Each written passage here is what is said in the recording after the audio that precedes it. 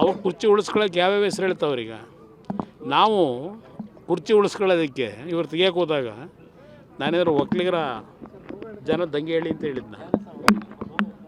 ಎಂದೂ ಸಹ ನಾನು ಸಮಾಜದ ಹೆಸರಿನಲ್ಲಿ ರಕ್ಷಣೆ ಕೇಳಲಿಲ್ಲ, ಜಾತಿ ಹೆಸರಿನಲ್ಲಿ. ಈಗ ಇವತ್ತೇನು ಹೇಳ್ಕೊಂಡಿದ್ದಾರೆ ಅವ್ರು, ಮೊನ್ನೆ ನಾನು ಕುರುಬ ಸಮಾಜದಲ್ಲಿ ಕುರಿ ಕಾಯ್ತಾ ಇದ್ದನು, ನನ್ನ ಬೆಳವಣಿಗೆಯನ್ನು ಸಹಿಸಲಾರದೆ ಹೊಟ್ಟೆ ಕಿತ್ತಿಂದ ಇದೆಲ್ಲ ಮಾಡ್ತಾರೆ ಅಂತ ಹೇಳಿ. ಇದೇ ಕುರಿ ಕಾಯನ್ನೇ ತಾನೇ ಜನತಾದಳದಲ್ಲಿ 2 ಬಾರಿ ಉಪಮುಖ್ಯಮಂತ್ರಿ ಮಾಡಿದ್ದು, ಫೈನಾನ್ಸ್ ಮಿನಿಸ್ಟ್ರು ಮಾಡಿದ್ದು.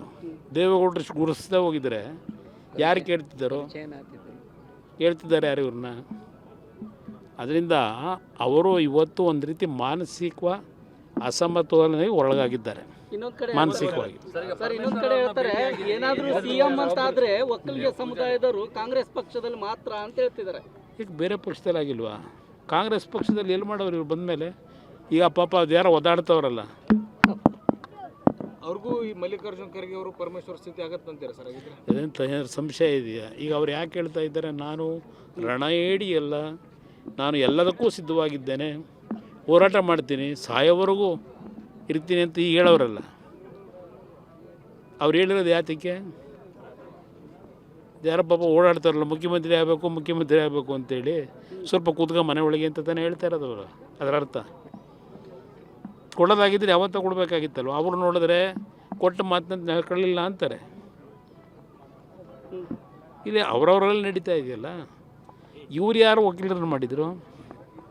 ಮುಖ್ಯಮಂತ್ರಿ ಇವ್ರು ಯಾರನ್ನು ಮಾಡಿದರು?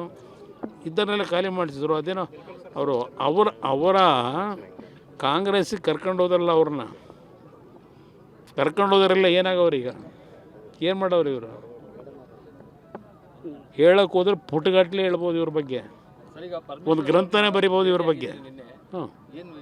ಅವ್ರು ವೈಯಕ್ತಿಕವಾಗಿ ಯಾವುದೋ ಬೇರೆ ವಿಷಯಕ್ಕೆ ಭೇಟಿ ಮಾಡಿದ್ದು. ನಾನು ಕೈಗಾರಿಕಾ ಸಚಿವನಿದ್ದೀನಿ, ಕೇಂದ್ರದಲ್ಲಿ ಏನೋ ಕೆಲಸ ಆಗಬೇಕಾಗಿತ್ತು, ಅದಕ್ಕೆ ಭೇಟಿ ಮಾಡಿದ್ದೆ. ಅದು ಹೊರತುಪಡಿಸಿ ರಾಜಕೀಯ ಏನಿಲ್ಲ.